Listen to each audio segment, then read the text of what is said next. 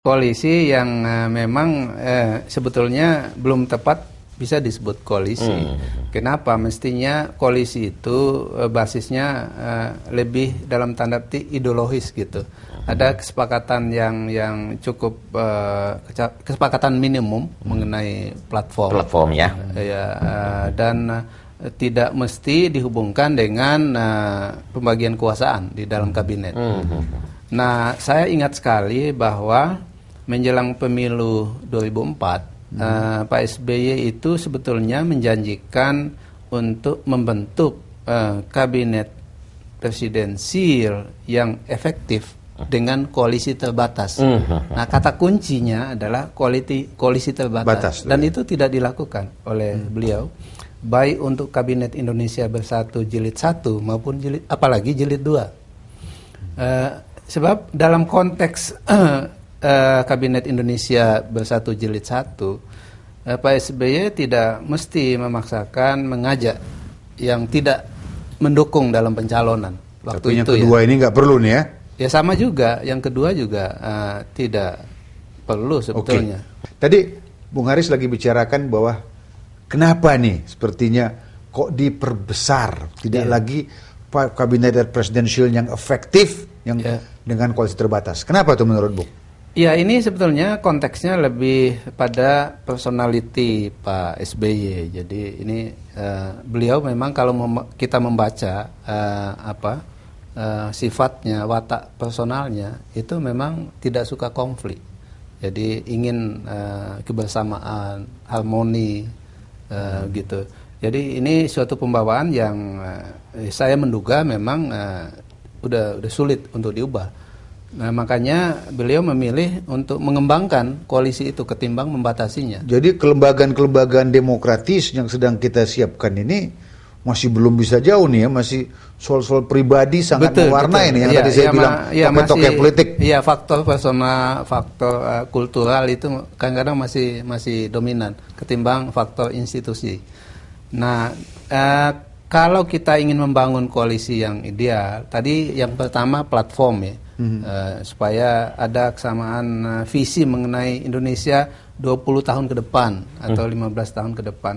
Yang kedua tentu saja koalisi itu bersifat institusi, tidak semata-mata personal. Nah, kalau koalisi itu bersifat institusi, memang idealnya sebelum pemilu legislatif. Dengan pengandaian bahwa pemilu legislatif itu dilakukan secara simultan dengan pemilu presiden. Nah, di kita kan dipisah, di situ masalahnya. Nah, sehingga kesepakatan pihak-pihak bukan kesepakatan partai politik dengan calon presiden, tapi kesepakatan sesama partai politik. Oke, tapi kalau kita lihat dari sisi Presiden Susilo Bambang Yudhoyono, ya kan? Ini term yang terakhir, beliau janjikan dulu transformasi Indonesia. Betul. Tentu kan beliau ingin suatu kabinet yang efektif untuk meninggalkan apa yang kata teman-teman yang berbahasa Inggris itu lasting legacy. Nah, kenapa itu sepertinya dikorbankan lasting legacy itu untuk merangkul begini banyak ini?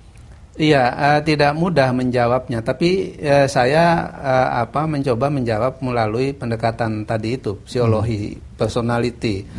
Kenapa demikian? Sebab saya membaca Pak Jafar, Pak SBY ini tidak begitu memiliki nyali politik yang besar.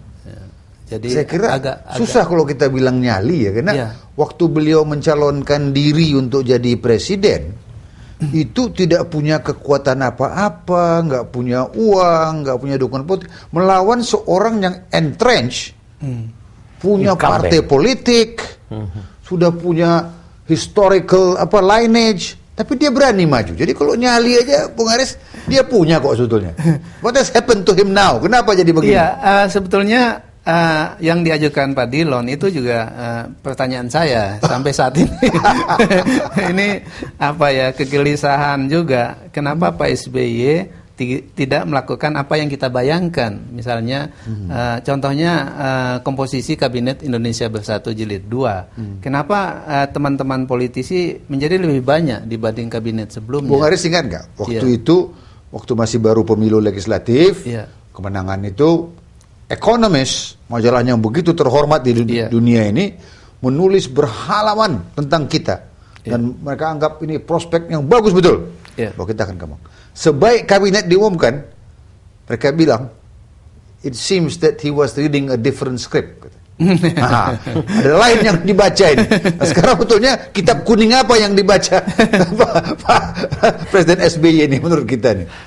Kalau kita berbicara seperti saya kenal ya dan berkomunikasi dengan SBY 4 tahun ya yang lalu. Ketika saya masuk di Partai Demokrat, sebelumnya saya tidak. Dan kalau boleh kemudian berubah menjadi hubungan yang intens, jadi persahabatan ya. Kadarnya bagaimana ya tentu itu apa namanya. Nah, kemudian memang yang pasti ya saya lihat SBY itu kan orangnya kan cerdas, ya. Jadi bukan lagi pintar Pak, cerdas Pak. Kemudian daya ingatnya kuat. Langsung ketemu. Gimana? Jafar. Langsung pertama, hampir semua orang yang ketemu itu dia hafal namanya gitu tuh. Dan atas dia. Nah kemudian kalau dia menarik, kalau kita bertemu menarik itu Pak, dia itu tidak segan-segan mencatat, mengulangi. Dan saya rasa itu sudah memenuhi seperti itu semuanya ya. Nah, pada waktu pertama mencalonkan diri, saya merasa bahwa unsur keberanian ya, ketepatan mengambil decision pun bekerja di situ. Bagaimana memutuskan dia menjadi calon presiden di kala berhadapan dengan incumbent kan. Historis sekali anaknya Soekarno, Presiden Soekarno. Kemudian partainya besar. Sedangkan SBY baru membuat partai ya kan. Ya yang disebut Partai Demokrat. Nah seperti itu. Saya juga bergabung, saya lihat. Nah di situ letaknya. Memang selalu beliaunya ada ingin mengakomodasikan ya untuk satu kepentingan bersama. Sebetulnya kelihatannya di situ anunya, di situ Pak Dillon ya. Ya, begini nih Bung Haris nih. Waktu saya dulu memimpin Partnership for Governance Reform, karena itu kan begitu banyak kelompok-kelompok civil society yang akan mau kita gerakan. Ada orang UN, dia orang Iran nampaknya. Dia datang ke saya bicara. Dia bilang, Mas, kamu tahu nggak kenapa sepotong besi biasa bisa menjadi apa yang kami dari Mbak katakan besi berani, jadi magnet dia.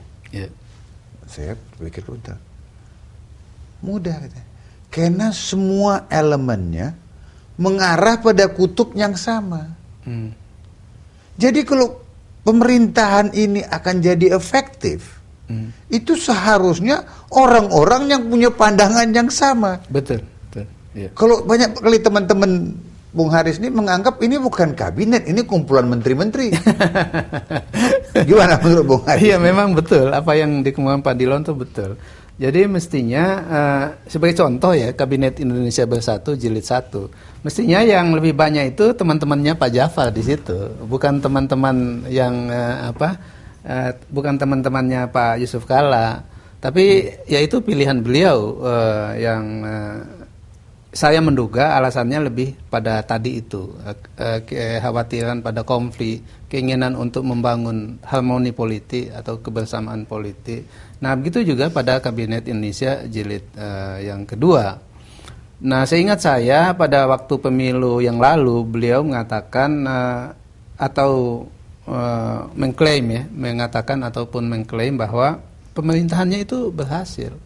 Oke lah kita sependapat dengan itu. Nah logikanya sebagian menteri kabinet itu dipertahankan. Tapi kan ternyata tidak.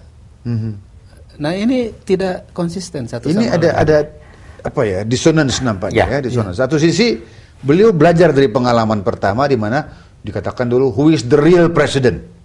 Sehingga beliau pilih Mas Bud sebagai running mate-nya. Jadi belajar. Tapi secondly, kenapa beliau nggak mendapatkan pelajaran dari itu, bahwa apa yang dianggap upaya untuk bikin harmoni malah menciptakan disharmoni, sehingga wakil presidennya sendiri menjadi kontender. Jadi kenapa ini pelajaran-pelajaran yang ditarik hanya setengah-setengah nih?